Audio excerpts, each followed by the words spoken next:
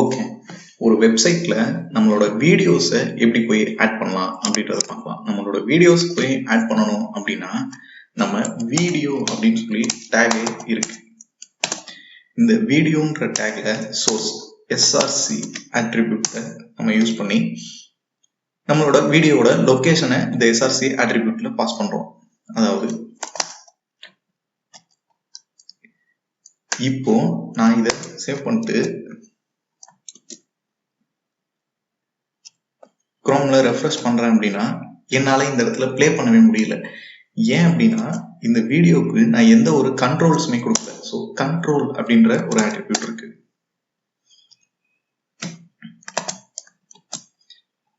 இப்ப நான் இங்க வந்து பார்த்தேன்னா என்னால பிளே பண்ண முடியும்.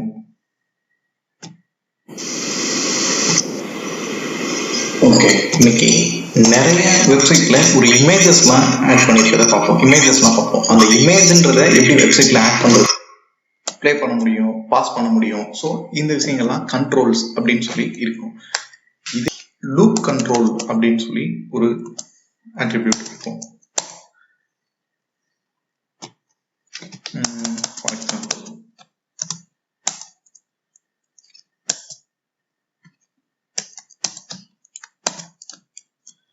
லூப்னா இப்போ இந்த வீடியோவை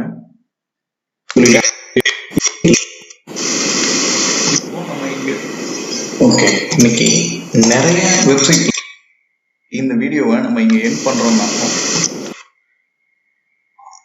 அதுவே திரும்ப ரீஸ்டார்ட் ஆகும். இதுதான் நம்ம லூப் அப்படின்ற விஷயம் யூஸ் பண்றோம்.